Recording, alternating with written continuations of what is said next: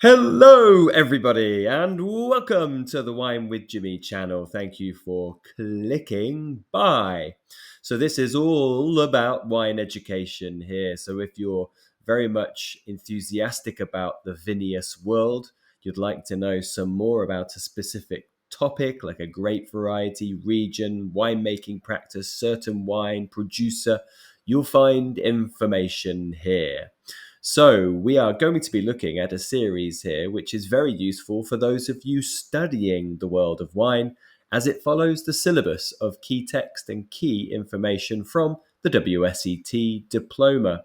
And we're looking here at Chile.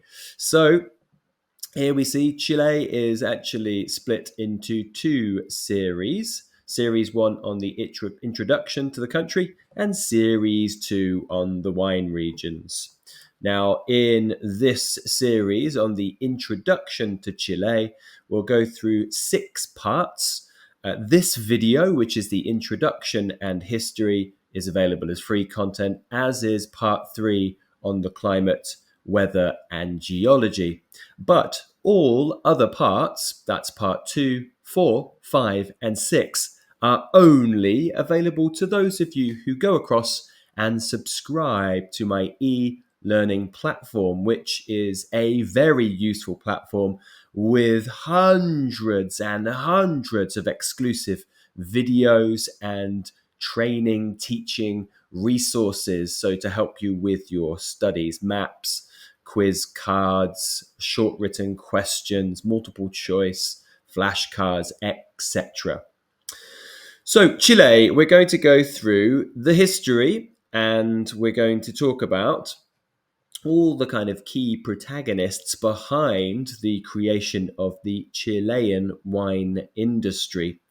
Now, we know that the colonial expanse from Europe moved towards the New World with people, of course, we know, such as Christopher Columbus, etc., and moving towards sort of the Central Americas, introducing colonialism to those areas. And of course, there is lots of discussion to be had off this platform and off this presentation regarding such very important topics such as oppression and slavery and genocide and so on. But these will not be covered here, of course, as we're just talking about the wine concepts. So, of course, Spain entered its golden era after the reunification of Spain, the Reconquista, and then started to move to lands anew. And Spanish settlers brought Vitis vinifera to Chile in the middle of the 16th century, before it was then taken across the Andes into Argentina.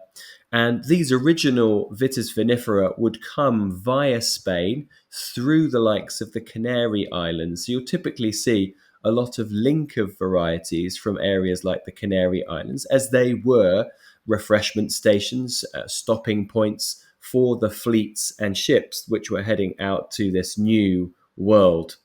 There is a record of the gentleman you see in your picture, Pedro de Valdivia, who was the first royal governor of colonial Chile, and he requested vines from the king to use for sacramental liturgical purposes in Chile in the 1540s. Now, of course, this is where we get the movement of a grape variety called Pious, and I'll show you that very, very shortly. There you go. So, País, also known as Listan Prieto, or the mission grape variety, as it was used for the sacramental purposes, was taken across by people like priests, for example. So this was most likely the first wine grape to be brought by the Spanish, and these early wines were somewhat unsophisticated by our modern standards today, probably made in an oxidative style from varieties like País, which was also called Criolla in Argentina, but other varieties such as Muscat. Now, the picture that I am showing here is in fact mission grapes, also known as País, in Santa Barbara in California in 1875. Just to give you an idea that the grape variety was introduced from Spain via the Canary Islands into Central and South America, and then moved its way up through North America over a span of a few hundred years. There's also a record of Rodrigo de Araya in 1555 as the first Spanish conquistador to begin agriculture in Chile, including viticulture. Now, the earliest vineyards were planted in the north of Chile and then spread to the Central Valley and further into the southern regions where large amounts of very cheap wine were soon produced. Colonial Chilean wine became world renowned as a cheap export wine during the 17th and 18th centuries. But something will change, and in the 19th century, a number of social, political, economic factors saw wine production expand significantly. Firstly, Chile gained independence from Spain in 1818 after 8 years of struggles. Chileans were then free to exploit the country's vast mineral resources, and of course, some ploughed their interest and their newfound fortunes into vineyards. Then, another factor is in 1851, a Basque aristocrat named Silvestre Ochagavía Errázuriz imported vines from Bordeaux, bringing a French winemaker along with those vines. And this ultimately was a stroke of divine providence, since phylloxera then blighted and devastated European vines shortly after in the 1860s onwards. So now Chile has almost all of the pre-phylloxera clones and some of the oldest vines in the world. Now, that's not exclusive. We know, of course, there are pre-phylloxera vines in places like south of France and also places like Australia and also in Spain, for example. But there is a good concentration found in Chile. Now, meanwhile, an experimental nursery had been established in the 1830s, including stocks of European vines, and this meant that you had that sort of 20 years of pre-phylloxera, of course. There is a picture there of Don Silvestre Ochagavía Errázuriz. Into the 20th century, so by the start of the 20th century, Chile had a booming wine industry, although a vast majority of production was of basic, generic, cheap wine, much of it, of course, being consumed locally, domestically. But by the middle of the 20th century, the Chilean wine industry had gone into serious decline. Domestic demand declined, whilst Chile was politically isolated from the outside world. Now, by the early 1980s, about half of Chile's vineyards had been pulled up, including some in what are now seen as Chile's top wine-producing regions. Now, the picture I show you there is from the earlier part of the 20th century, so the 1920s, with the winemaking team and technicians with a hydraulic press or two at Viña Santa Rita. So this is from the 1920s, so during that kind of real boom part of the 20th century. Now, of course, it wouldn't be history, certainly modern history, if we didn't talk about Pinochet.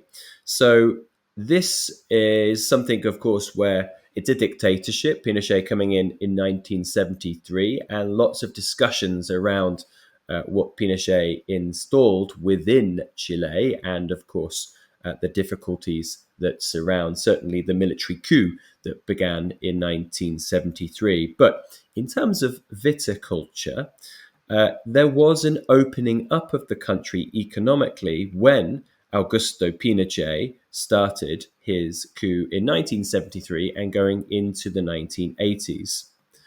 Eventually, Pinochet is toppled, and there's a return to democracy and the free market from the late 1980s, and investment follows. So, yes, there is a better economic stance in terms of viticulture with the dictator Pinochet, and then from that moment on, after as well as democracy returns.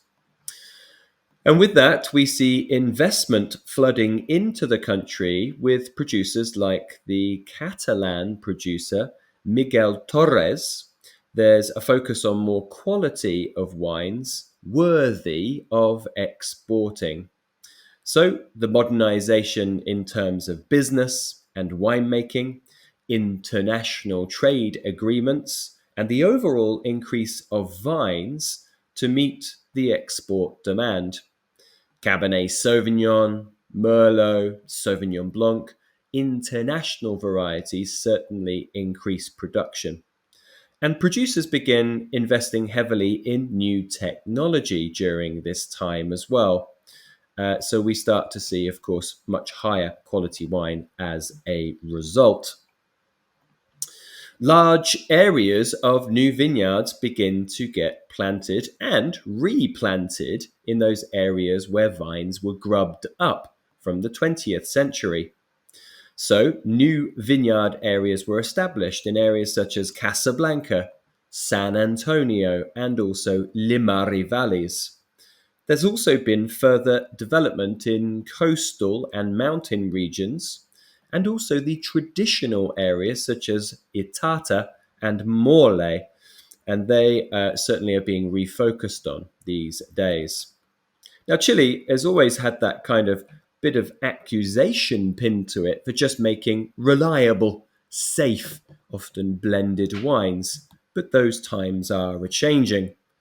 In the past decade, there certainly has seen a move in line with global trends to less extraction, less oak, and more elegant wine making practices. And in addition, Chile has established certainly a number of outstanding quality wines that can compete with the best wines in the world. And also, it's expanded its aromatic white portfolio, certainly from the cooler southern areas.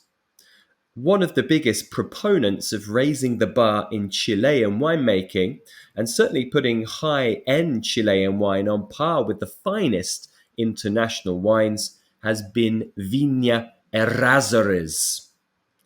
Trying to do a Chilean version of the Judgment of Paris tasting of 1976, Errázuriz hosted a series of blind tastings, putting their Seña and Viñedo Chadwick up against some of the greatest luxury premium wines of the world.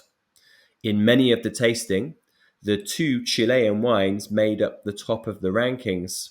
The most famous was the Berlin tasting, as you see from your picture, in 2004, where both the wines of Seña and Viñedo Chadwick were ranked 1 and 2. In 2016, Chile received its first 100-point wine from major critic James Suckling, who gave the 2014 Viñedo Chadwick the perfect score. And even more recent times, we are seeing a focus on sustainable and organic and biodynamic practices, such as a shift towards terroir, certainly with key figures like you see in that picture, main protagonists like Pedro Parra. Although he consults all over the world, his influence in Chilean wine is very much at the top of the tree. For example, one of his clients is Undurraga, and that's a fairly large production facility. Pedro Parra and Undurraga have a series of small production wines called Terroir Hunter, TH, which seek out special terroir around the country. Many wineries have also been looking to revive old varieties using traditional methods such as Pais and Carignan in the early 2010s. For example, both big and small producers joined together to create Viño, Vigno, that's Viñadores de Carignan en Maule. In 2010, this was created, certainly after the earthquake damaged a lot of the bodegas in the region. It's very much a collaborative group with a goal in lifting up Carignan in the market. Also, natural wines, and certainly the variety Sanso from Itata, are making some waves and are starting to become popular, certainly with new independent winemakers who are popping up all over the place. The Chanzos Deslanguados Festival is a really important sort of new low intervention fair that focuses on those producers. Well, there you are, going through the history of Chile. Please do join me for part 2, looking at wine laws and regulations and the business within this country. If you do have any comments or questions, please do get in touch. Perhaps you go to Chile, you live in Chile. Maybe you love wines of Chile. Who are your favorites? What are your favorites? Do you have anything to add to this historical presentation? If so, pop your comment below. Make sure you click like and subscribe. But until next time, I've been Jimmy Smith. Ciao for now. Goodbye.